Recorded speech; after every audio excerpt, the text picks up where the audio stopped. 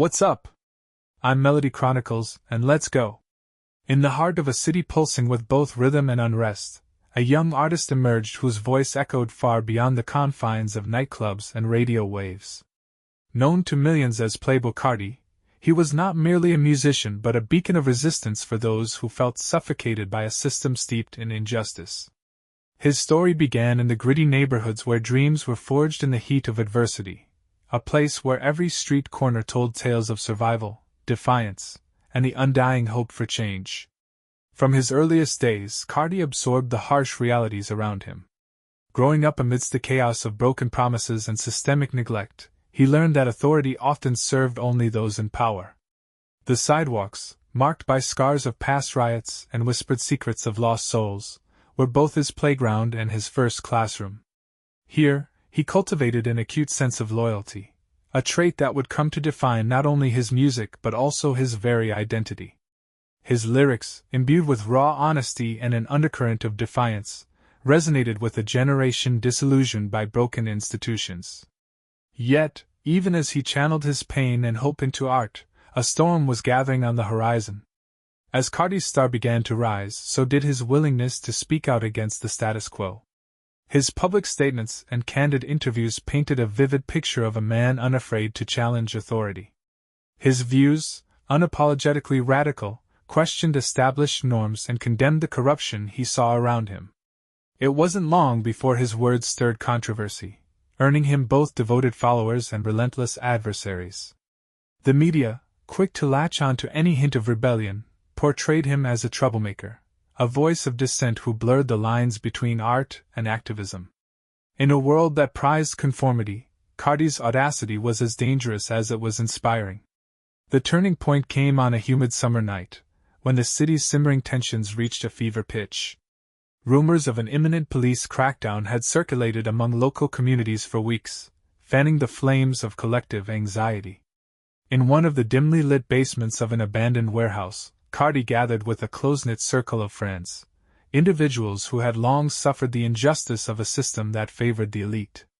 Among them were those who had been wronged, betrayed, and left to fend for themselves. They trusted Carti implicitly, not just as an artist, but as someone who embodied their shared struggle for dignity and equality. That evening, as pulsating beats filled the room, an urgent conversation unfolded.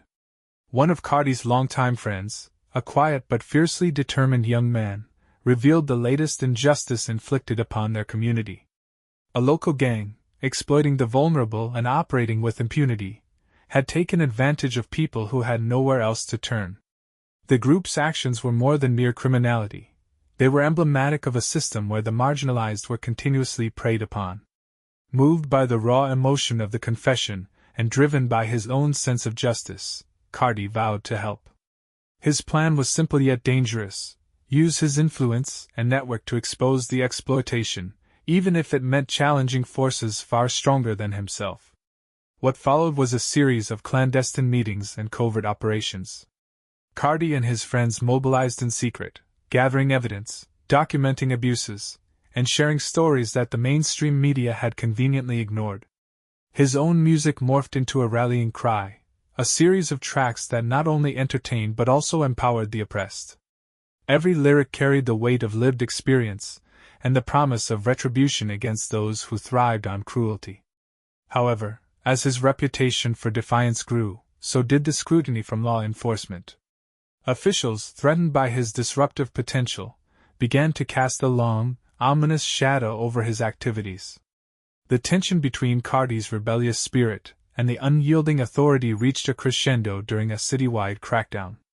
On that fateful night, as sirens wailed in the distance and streetlights flickered under the strain of unrest, Carti and his closest allies found themselves navigating a perilous maze of narrow alleys and abandoned industrial zones. Every step was laden with uncertainty. Every whispered conversation could be the spark that ignited a full-blown conflict. The stakes were higher than ever before, not just for his career, but for the very lives of those he held dear. In these moments, Carti's true character emerged. Torn between the desire to shield his friends and the looming threat of legal repercussions, he grappled with the profound consequences of his choices. His steadfast belief in standing by those in need, regardless of the risks, set him on a collision course with the law. The authorities, viewing his actions as incitement and a direct challenge to their control, began piecing together evidence that could potentially dismantle his movement. Each raid, each whispered tip-off in the dead of night, reinforced the bitter truth: in a world where power was wielded without accountability, even the purest intentions could lead to ruin. As the city's heartbeat quickened with the promise of an imminent crackdown, Carti knew that the path ahead would be fraught with peril. The fight for justice was never easy, and his unwavering commitment to his beliefs was about to be tested in ways he had never imagined. Standing on the precipice of an uncertain future, Playboi Carti prepared himself for the inevitable clash with a system determined to silence dissent. The revolution he had ignited was only beginning, and the flames of defiance burned brighter than ever, even as the darkness gathered around him. As the relentless crackdown intensified, Playboi Carti found himself at the center of a storm he could no longer evade. The city's pulse, once fueled by his defiant beats and empowering anthems, had now shifted into a grim rhythm of fear and repression. The aftermath of that fateful night in the abandoned warehouse had left an indelible mark on him and on the community that had embraced his message. Friends he had stood by for years were now locked behind cold, iron bars, and every whispered conversation in shadowed alleyways bore the heavy scent of betrayal and loss. In the days following the citywide sweep, the streets became a battleground of ideologies. Protesters, armed only with signs and a shared sense of injustice, clashed with officers whose determination to stamp out dissent had only grown fiercer. Carti's music, once a playful defiance against the rigged system, now resonated as a rallying cry for those who believed in change. Every track he released carried not just the cadence of his voice but the pain of a community pushed to the brink. His lyrics, replete with raw emotion and unyielding conviction, served as a reminder that true rebellion often came with a cost. For Carti himself, the cost was becoming all too real. One crisp autumn evening, as the city slept under an uneasy calm, a coordinated raid shattered the silence at his private studio, a haven where he had once composed anthems of liberation. In a matter of minutes the door was kicked in, flashing blue and red lights invading the sanctity of his creative space. Surrounded by the remnants of his latest projects and memories of clandestine gatherings, he was arrested on charges that spanned inciting civil unrest to conspiracy against the state. The very words he had once spoken with impassioned defiance now twisted against him, as prosecutors painted his artistic expressions as dangerous provocations. Locked away in a stark, cold cell, Carti's mind raced with a cocktail of regret, anger, and an unyielding determination.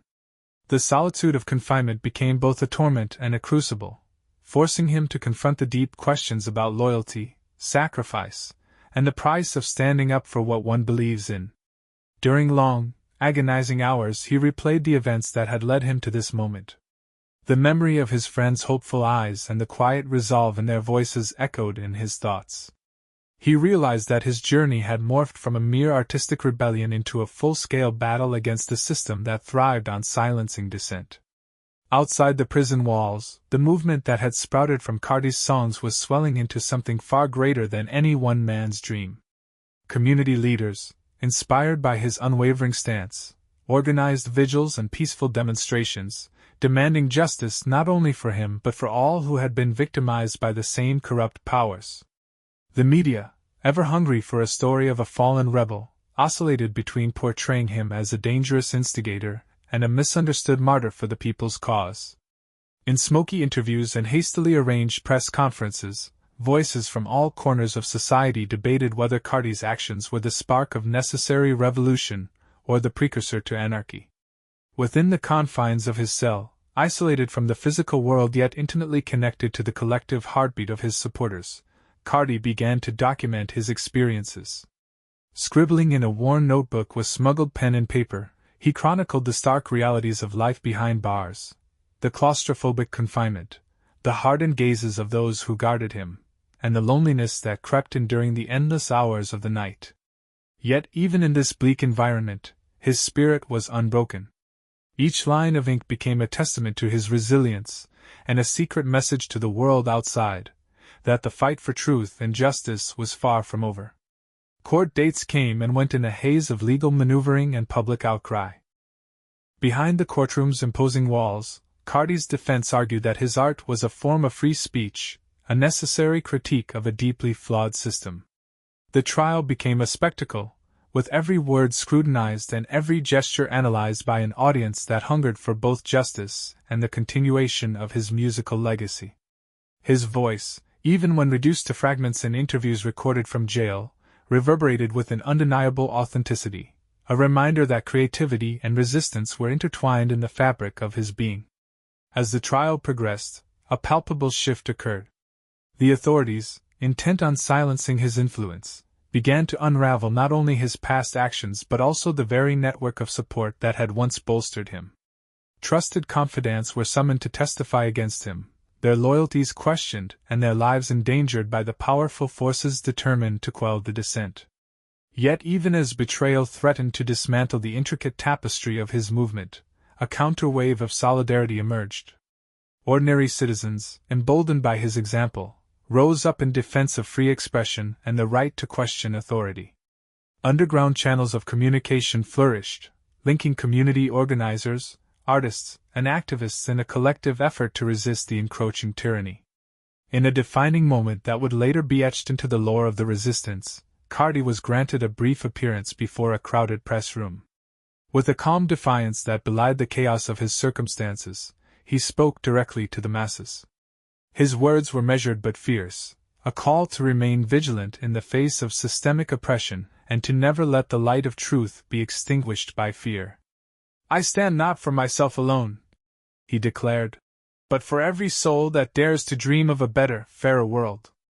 The statement sent ripples through the community, igniting further protests and deepening the resolve of those who had begun to see him as a symbol, a living testament to the power of conviction even when confronted by the full force of a corrupt system.